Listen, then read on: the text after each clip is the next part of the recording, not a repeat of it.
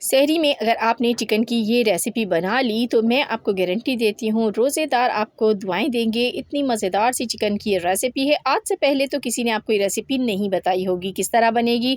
आइए देख लेते हैं। बिस्मिल्लाहिर्रहमानिर्रहीम। यहाँ पर मैंने कुकिंग ऑयल लिया, उसको गर्म कर लिया। उसके बाद उसमें डाली है मैंने काली मिर्च, दालचीनी और लौंग। दालचीनी की 2 स्टिक्स हैं, लौंगे हैं 4 अदद और साथ में 8 अदद काली मिर्चें हैं। इन तमाम चीज़ों को तेल में अच्छी तरीके से गरम करना है ताकि खुशबू अच्छी सी ऑयल में आ जाए। उसके बाद हम इसमें डालेंगे यहाँ पर चिकन जो है यहाँ पर मैं पूरी इस्तेमाल कर रही हूँ और ये 1 केजी चिकन है। अच्छी तरह से वॉश कर लीजिएगा। उसके बाद इसे हमने ऑयल में डालना है और अच्छी तरीके से मिक्स कर लेना है।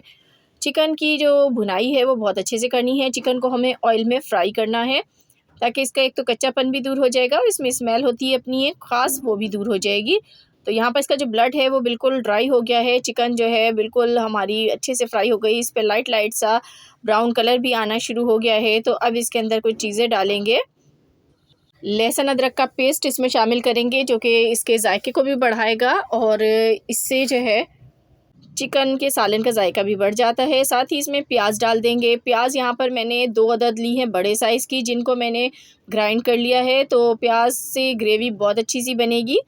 अगर आपकी फैमिली ज़्यादा है तो भुने हुए सालन में पूरा नहीं होता, तो आपने इस तरीके से प्याज वाला ये सालन बनाना है तो आपकी जो ग्रेवी है वो अच्छी खासी बन जाती है और बहुत ही मज़ेदार भी बनेगी। इसको अभी पकाएंगे। प्याज अपना पानी यहाँ पर छोड़ रही है। अभी जब तक ये पानी ड्राई नहीं हो जाता, अच्छी तरह से कुक नहीं हो जाता, तब तक कोई चीज़ नहीं डालनी है। तो प्याज ने जो है अपना पानी यहाँ पे छोड़ा था और देखें अब ये पक के ड्राई हो चुका है चिकन के साथ पक के। तो अच्छी तरीके से इसको भून लें। प्याज हल्का हल्का सा कलर चेंज कर ले। तो अब देखें इसका कलर हल्का हल्का सा जो यहाँ पे चेंज होना शुरू हो गया है।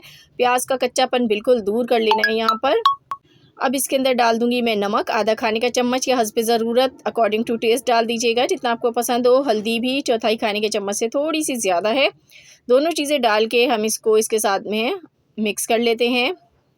नमक डालने से और हल्दी डालने से इसमें जूसीपन भी पैदा होगा और इसका फ्लेवर भी बढ़ेगा। तो बस ये दोनों चीज़ें आपने डाल के मिक्स करनी है अच्छी तरीके से चिकन के साथ और चिकन पे हल्दी से अच्छा सा कलर भी आ जाएगा, इसकी वाइटनेस भी ख़त्म हो जाएगी।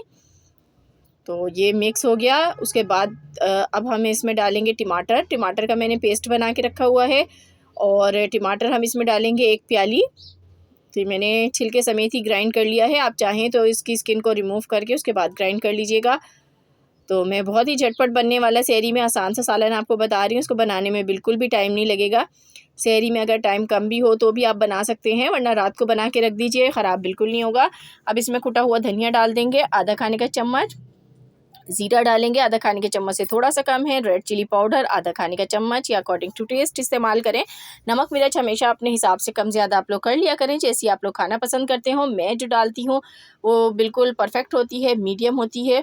तो बस इसको मैंने डाल के पका लिया, कुक करने के लिए रख दिया था इसको मैंने 10 मिनट के लिए।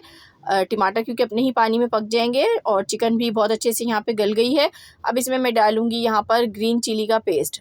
4 से 5 मिर्चें ली थी, उनको मैंने अच्छी तरीके से ग्राइंड कर लिया है और डंडा कुंडी में भी आप इसको जो है पीस सकते हैं या फिर चाहें तो मशीन में डाल के ग्राइंड कर लें। उसके बाद अब लास्ट में इसमें हम डाल देंगे बस ये कैप्सिकम्स। अच्छी तरीके से इसकी भुनाई करेंगे। मिर्चों में जो हमने मिर्चें डाली हैं उनको भी अच्छे से कुक करना है और यहाँ पे मैं इसको 2 से 3 मिनट तक पका लूँगी शिमला मिर्च के साथ। उसके बाद लास्ट में मैं इसमें डालूँगी यहाँ पर पिसी हुई काली मिर्च का पाउडर। तो ये 1/4 चम्मच है, डाल के मिक्स कर लें और लास्ट में इसको और चटपटा चटखारेदार बनाने के लिए मज़ेदार सा इसमें हम डालेंगे नींबू का रस। तो आधा नींबू है मेरे पास, इसका रस इसमें शामिल कर देंगे। बहुत ज़्यादा नींबू नहीं डालना। इसको डाल के अच्छी तरह से मिक्स कर लें और अच्छी तरह से इसकी भुनाई कर लें। तो इसमें जो है अगर आप चाहें इसको थोड़ा सा ढीला करना तो इसमें हल्का सा पानी भी शामिल कर सकते हैं, लेकिन मैंने नहीं किया है और बस इसी तरीके से रख लिया है। तो 2 से 3 मिनट पकाने के बाद जो है हमारी देखें ग्रेवी बिल्कुल परफेक्ट भुनी भुनी सी बनी है। तो इसको बस फ्लेम से अब हम हटा लेंगे। तो फाइनली हमारी सालन की लुक आप चेक कर सकते हैं। इसे पराठों के साथ खाइए सहरी में, बहुत मज़ा आएगा आपको। रेसिपी कैसी लगी ज़रूर बताइएगा। अल्लाह हाफ़िज़।